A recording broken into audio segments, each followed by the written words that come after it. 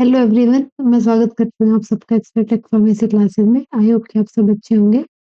आज के वीडियो में हम बात करने वाले हैं हमारे फार्माकोलॉजी का जो हमारा सीरीज चली हुई है उसके 10th पार्ट पे पहुंच चुके हैं हम।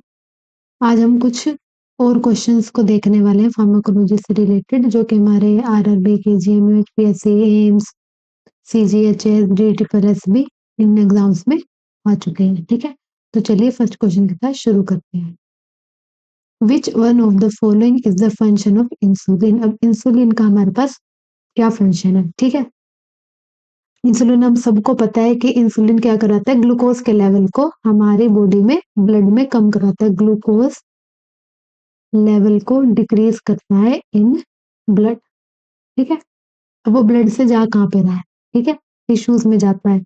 ठीक है, टिश्यूज में हमारा ब्लड जो है, सॉरी, ग्लूकोज है वो जाता है हमारा ब्लड ग्लूकोज, जिसके लिए रिस्पॉन्सिबल कौन है? हमारा इंसुलिन, जो कि हमारे रिलीज होता है पेनक्रियाटिक बीटा सेल से। पेनक्रियास से, बीटा सेल से ये हमारा रिलीज होता है। ठीक है, तो कैसे है ये? A inhibit production of FSH.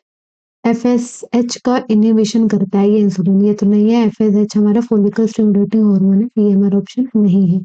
Intake of sugar from the blood in tissue, ये है क्योंकि ग्लूकोज के अपटेक करवाता है ये हमारी टिश्यूज के अंदर। ओव्यूलेशन भी ये नहीं कराएगा, रिलीजिंग ऑफ ब्रेस्ट मिल्क भी नहीं कराएगा, वो प्रोलैक्टिन का काम होता है। तो B will be right answer, intake of sugar from the blood in tissue. तो चलिए एक्शन कैसे प्रोड्यूस करता है इंसुलिन वो देखते हैं। ये हमारा इंसुलिन है, ये रहा हमारा इंसुलिन। ठीक है, ये हमारे रिसेप्टर पे आके जाके बाइंड हुआ, ये इस रिसेप्टर पे आके जाके बाइंड हुआ। ठीक है, बाइंड होने के बाद इसने क्या करा? एमएपी के माइट्रोजन एक्टिवेटेड प्रोटीन काइनेज को एक्टिवेट किया, और क्या करा इसने? IRS4 इंसुलिन रिसेप्टर सबस्ट्रेट को एक्टिवेट करने के बाद क्या हुआ? ये रिस्पॉन्सिबल किस चीज के लिए होता है? सेलुलर ग्रोथ एंड सर्वाइवल के लिए हमारे रिस्पॉन्सिबल है। P13 के, जिसको हम IP3 डायग पाथवे बोलते हैं, ये यूजुअली किस चीज के लिए रिस्पॉन्सिबल है? हमारा प्रोटीन, लिपिड एंड ग्लाइकोजन की सिंथेसिस के लिए हमारा यूज किया जाता है। फर्स्ट स्टेप में सबसे पहले हमारा इंसुलिन यहाँ पे अपने रिसेप्टर के पास जाके बाइंड हुआ, जिसकी वजह से एमएपी के IRS एक्टिवेट हुए। IRS से हमारा फर्दर IP3 डायग पाथवे स्टार्ट हुआ, जो किस लिए रिस्पॉन्सिबल होता है? प्रोटीन, लिपिड और ग्लाइकोजन की सिंथेसिस के लिए। सेकेंड स्टेप में इंटरसेलुलर सिग्नलिंग कैस्केड हमारे यहाँ पे प्रोड्यूस हुआ। उसके बाद क्या? थर्ड स्टेप में इनकी वजह से क्या हुआ? IP3 डायग पाथवे की वजह से क्या हुआ? जो हमारी ग्लूटाफोर थे वेसिकल्स के अंदर जो स्टोर्ड थे, फॉर्मेशन ऑफ ग्लूटाफोर एनरिच्ड वेसिकल, ये वेसिकल्स बनने शुरू हुए जिसके अंदर हमारा ग्लूटाफोर स्टोर था। अब क्या हुआ? एक्सोसाइटोसिस हुआ, एक्सोसाइटोसिस मतलब सेल से बाहर गया। फोर्थ स्टेप में क्या हुआ? यहाँ पे ट्रांसलोकेशन है ग्लूटाफोर की। ट्रांसलोकेशन मतलब मेम्ब्रेन पे हमारा आके अटैच हुआ, जिसकी वजह से क्या हुआ? ट्रांसलोकेशन होने के बाद यहाँ से यहाँ पे शिफ्ट हो गए, जिसकी वजह से ग्लूकोज की एंट्री सेल के अंदर करवा दी। यहाँ से हमारे इंसुलिन ने ये सारा फॉर्मेशन करके ग्लूटाफोर की हेल्प से इसकी एंट्री, ग्लूकोज की एंट्री ब्लड से हमारे टिश्यूज के अंदर करवा दी, जिसके बाद हमारा ग्लूकोज का मेटाबॉलिज्म है, जिसको हम ग्लाइकोलाइसिस बोलते हैं। ठीक है, इससे हमें एनर्जी मिलती है, ग्लाइकोलाइसिस। ठीक है, तो अब हम चलते हैं नेक्स्ट क्वेश्चन पे। The phenomena of decrease in the blood is called. Blood का डिक्रीज होना, उसको हम क्या बोलेंगे? ठीक है, हाइपोग्लाइसीमिया। अब ग्लाइसीमिया का मतलब क्या होता है? ग्लाइसीमिया से नाम से पता चल रहा है ग्लूकोज से रिलेटेड है ये। ठीक है, ग्लूकोज। ठीक है, ग्लाइसीमिया। हाइपो का क्या मतलब होता है? कम होना। हाइपो मतलब डिक्रीज होना, डिक्रीज। हाइपोग्लाइसीमिया मतलब डिक्रीज ग्लूकोज, लेकिन यहाँ पे किसके डिक्रीज होने की बात की है? ब्लड के डिक्रीज, तो ये ऑप्शन तो कैंसिल। सेकेंड है हाइपरग्लाइसीमिया। हाइपर का क्या मतलब होता है? इंक्रीज मतलब ज्यादा होना, बढ़ना, इंक्रीज। हाइपरग्लाइसीमिया मतलब ग्लूकोज का ज्यादा होना, बढ़ना। ये भी नहीं है हमारा, तो यहाँ पे ब्लड का पूछा हुआ है, ये भी कैंसिल। थर्ड ऑप्शन क्या है? हाइपोवेलीमिया। वेलीमिया का मतलब होता है ब्लड। ठीक है, हाइपो मतलब कम, तो decrease in blood, the phenomena of decrease in blood, blood का डिक्रीज होना, उस फिनोमिना को क्या कहते हैं? हाइपोवैलीमिया। हाइपो मतलब कम, वैलीमिया मतलब ब्लड, ब्लड का कम होना बॉडी में। हाइपर वैलीमिया मतलब ब्लड का इंक्रीज होना। अगर यहाँ पे इंक्रीज पूछा होता तो हम हाइपर वैलीमिया आंसर करते, बट यहाँ पे डिक्रीज पूछा, volemia answer. Next question, antidote of benzodiazepine is BDZ, benzodiazepine. हमें पता है बहुत मोस्ट पॉपुलर ड्रग है एपिलेप्सी के लिए, ठीक है, epilepsy and sedative and hypnotics में भी हम इन ड्रग्स को यूज करते हैं, ठीक है। ये वर्क कैसे करते हैं हमारी बीडीजेड ड्रग्स, बेंजोडाइजिपिन, जैसे डायजेपाम होगी, डायजेपाम, लोराजेपाम, क्या करती है? हमारे गाबा रिसेप्टर को एक्टिवेट करती है। प्लस का साइन होता है मतलब एक्टिवेट, एक्टिवेट करेंगे गाबा रिसेप्टर को, ठीक है। तो तभी तो एपिलेप्सी में दे रहे हैं हम इसको, ठीक। इनहिबिटरी मतलब जो गाबा रिसेप्टर क्या होता है हमारा? गाबा, सॉरी, न्यूरो ट्रांसमीटर होता है, गाबा रिसेप्टर को ब्लॉक करती है, जिसकी वजह से हमारा गाबा जो न्यूरो ट्रांसमीटर एक्टिवेट करती है, जिसकी वजह से हमारा गाबा रिलीज ज्यादा होता है, ठीक है। क्या करेंगे बेंजोडाइजिपिन्स? हमारी गाबा न्यूरोट्रांसमीटर को एक्टिवेट करते हैं, जिसकी वजह से हमारे जो ये गाबा होता क्या है? न्यूरोट्रांसमीटर, हमारा इनहिबिटरी न्यूरोट्रांसमीटर है, इनहिबिटरी न्यूरो ट्रांसमीटर है, ठीक है। इनहिबिटरी न्यूरो ट्रांसमीटर है, तो गाबा इसको क्या, बेंजोडाइजिपिन क्या करते हैं? इसको ब्लॉक करते हैं, इसकी वजह से, सॉरी, एक्टिवेट करते हैं हमारे गाबा को, न्यूरोट्रांसमीटर को, जिसकी वजह से एपिलेप्सी में जो हमारी ओवर प्रोडक्शन हो रही है न्यूरोट्रांसमीटर की, ओवर शावरिंग हो रही है, उसको कम कर दे, ठीक है। तो इसकी वजह से इसकी अब इन्होंने क्या है? एंटीडोट। एंटीडोट का क्या मतलब हुआ कि बेंजोडाइजिपिन अगर इंक्रीज हो गई, उसकी ओवरडोज दे दी तो पॉइजनिंग होगी, एंटीडोट चाहिए फिर उसके लिए।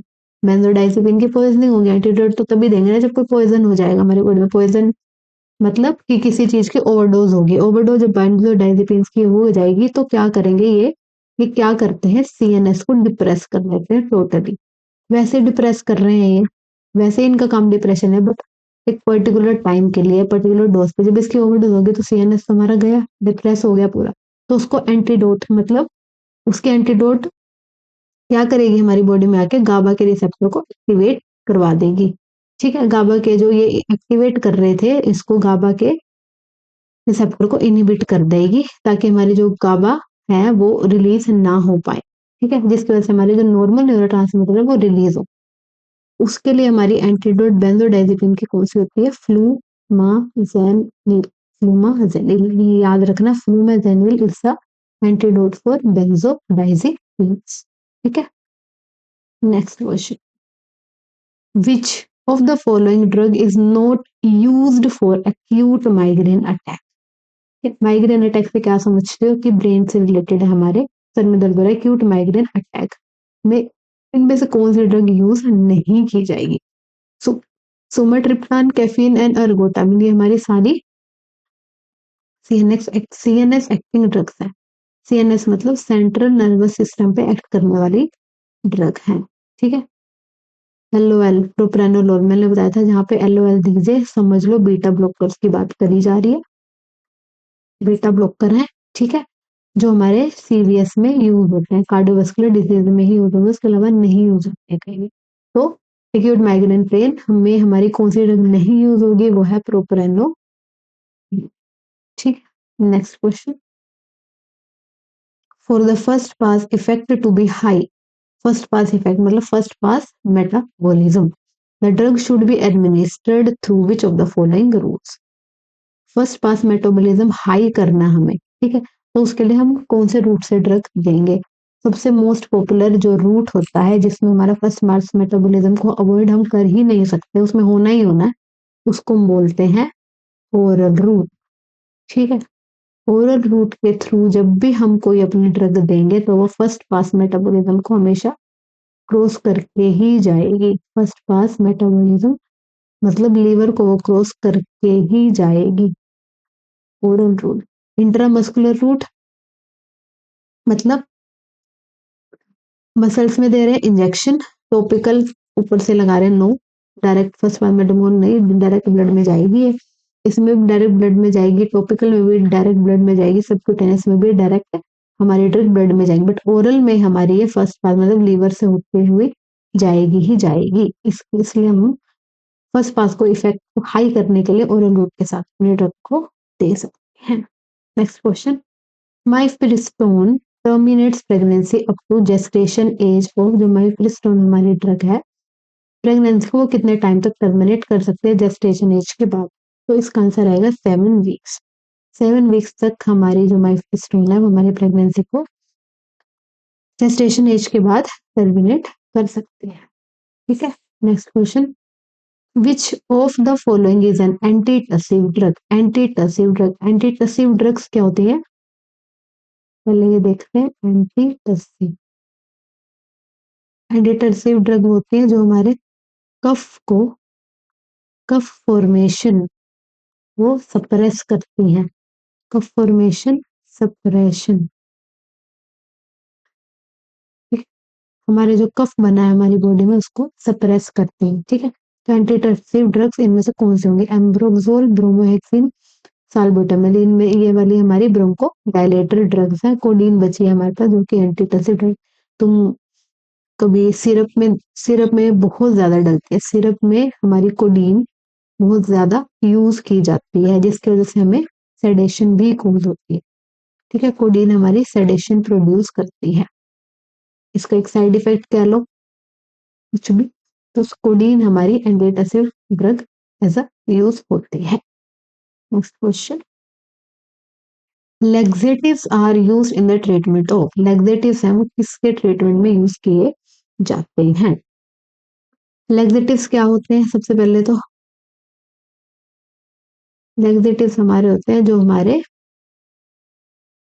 फीकल मटेरियल के बल्क को बढ़ाते हैं। ठीक है, मटेरियल बल्क एनहेंसर। ठीक है, फीकल मटेरियल के बल्क को एनहेंस करते हैं, वो डिफरेंट डिफरेंट मैकेनिज्म होते हैं इसके, तो किसके लिए यूज किया जाता है, कॉन्स्टिपेशन में हमारे जो लेग्जेटिव्स हैं वो हमेशा यूज किया जाता है। कॉन्स्टिपेशन को क्या बोलते हैं, कब्ज, जिसकी जब हम फ्रेश नहीं हो पा रहे, जब हमारे स्टूल्स जो है वो पास नहीं हो पा रहे इजिली, कॉन्स्टिपेशन हो गया हमारे पेट में, इसकी वजह से जो हम मेडिसिन देते हैं उसको हम बोलते हैं लेग्जेटिव्स। ठीक है, जैसे डाइजीन यूज करते हैं ना, बहुत पॉपुलर ड्रग है, डाइजीन हम यूज करते हैं। ठीक है, कॉन्स्टिपेशन के लिए हम अपने लेग्जेटिव्स को यूज करते हैं, इंस्टेंटाइनल ऑब्स्ट्रक्शन के लिए भी नहीं करते, डायरिया में तो बिल्कुल ही नहीं करते, अपेंडिसाइटिस में भी इसका कोई लेना देना नहीं है। बचा कॉन्स्टिपेशन, कॉन्स्टिपेशन में हमारे लेग्जेटिव्स को यूज करते हैं। तो आज की वीडियो के लिए इतना ही। आई होप कि आपके क्वेश्चन समझ आए होंगे। अगर आपको कोई भी प्रॉब्लम हो तो आप कमेंट सेक्शन में पूछ सकते हैं। मैं मिलता हूँ आपको अगली वीडियो में।